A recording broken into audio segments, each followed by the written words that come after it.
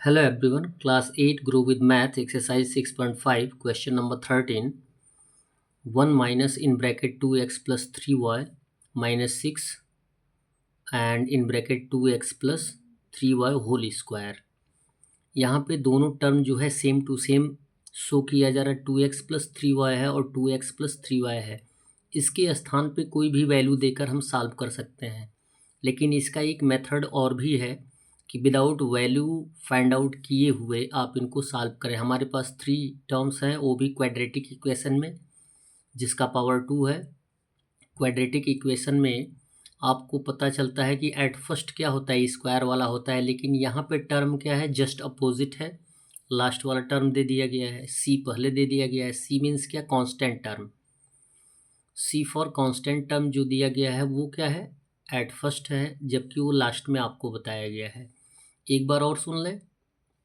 यहाँ पे हमारे पास 3 टर्म्स है, तो मिड टर्म्स को हम क्या करते हैं, स्प्लिट करते हैं 2 पार्ट में, और 2 पार्ट में कुछ ऐसे स्प्लिट करते हैं, तोड़ते हैं कि मल्टीप्लाई करने पर फर्स्ट टर्म के और कांस्टेंट टर्म के प्रोडक्ट के इक्वल आ जाए।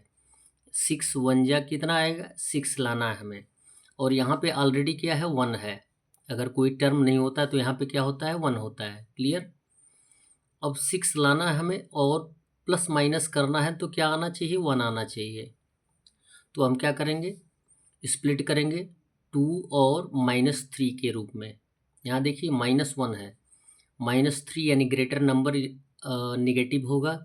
-3 में से +2 माइनस कर देंगे तो कितना आएगा, -1 आएगा। क्लियर। अब हमने 2 पार्ट में स्प्लिट कर लिया, 2x plus 3y -3 2x plus 3y split कर लिया। Last term same to same. अब हमारे पास 4 टर्म्स हो गए, और 4 टर्म्स हैं तो इनको क्या करेंगे, पेयर फाइंड आउट कर लेंगे। 2 टर्म का एक एक पेयर। अब इनमें जो कॉमन है उनको हम कॉमन ले सकते हैं। फर्स्ट में से 1 कॉमन लेंगे तो यहाँ पे बच जाएगा 1, 1 1 जा 1, और यहाँ पे +2 2x plus 3y bracket close कर देंगे। अब इसमें से 2x प्लस 3y और 2x प्लस 3y कॉमन ले लेंगे, ठीक है। उसके पहले भी दिया गया है -3 को हम कॉमन ले सकते हैं, तो -3 2x प्लस 3y कॉमन हो गया। अब -3 और 2x प्लस 3y से डिवाइड कर देंगे तो कितना आएगा, 1 आएगा। और उसके बाद -3 से -6 को डिवाइड कर देंगे तो माइनस इंटू माइनस क्या हो जाएगा, +2 आ जाएगा। 3 2 जा 6 2 आ गया, और यहाँ पे 2x प्लस 3y एक टर्म बचा हुआ है, हमने रख दिया। अब क्या करेंगे, जो कॉमन है उनको फर्स्ट टर्म में लिख लीजिए, यानी जो बार बार टर्म आ रहे हैं उनको हम क्या करेंगे, लिख लेंगे। ये जो टर्म है और ये जो टर्म है। क्लियर है। या आप जो कॉमन लिया गया उसको भी लिख सकते हैं। तो हमने इसको लिया कॉमन को, 1 + 2 in bracket 2x plus 3y। अब जो कॉमन है उसको लिख लेंगे। यहाँ पे कॉमन क्या है, 1 है, यहाँ पे -3 2x प्लस 3y। अब ब्रैकेट हटा देंगे तो 1 + 2 2 2 जा कितना हो जाएगा, 4x प्लस 2 3 जा 6y।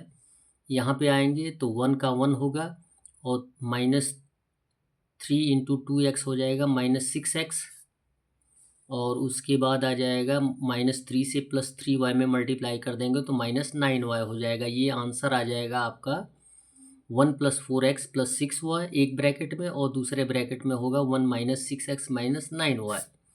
क्वेश्चन नंबर 14 पे चलते हैं। 2a² - 17ab + 21b²। हमारे पास क्वाड्रेटिक इक्वेशन है। मिड टर्म को क्या करेंगे, स्प्लिट करेंगे। यहाँ पे कितने में स्प्लिट करना है, याद रखिए। कितना हमें लाना है मल्टीप्लाई करके प्रोडक्ट, 2 इंटू कितना हो जाएगा, 21। 2 इंटू 21 हो जाएगा 42। यानी मिड टर्म को कुछ इस कदर स्प्लिट करना है कि मल्टीप्लाई करने पर 42 आ जाए और प्लस माइनस करने पर -17 आ जाए, तो हम स्प्लिट कर सकते हैं। तो फर्स्ट टर्म सेम रहेगा, 2a² - 14ab और -3ab, ये 2 टर्म में हमने स्प्लिट किया। तो -14 और -3 कितना हो जाएगा, -17, एंड -14 इंटू -7 3 हो जाएगा +42। क्लियर है।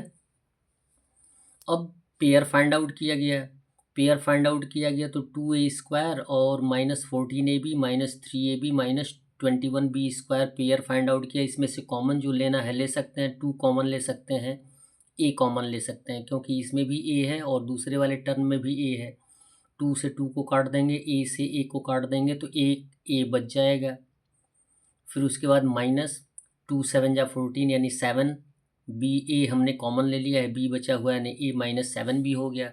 अब इसमें से कॉमन लेंगे -3b, 3b क्योंकि इसमें भी बी है और यानी -3b कॉमन हो गया।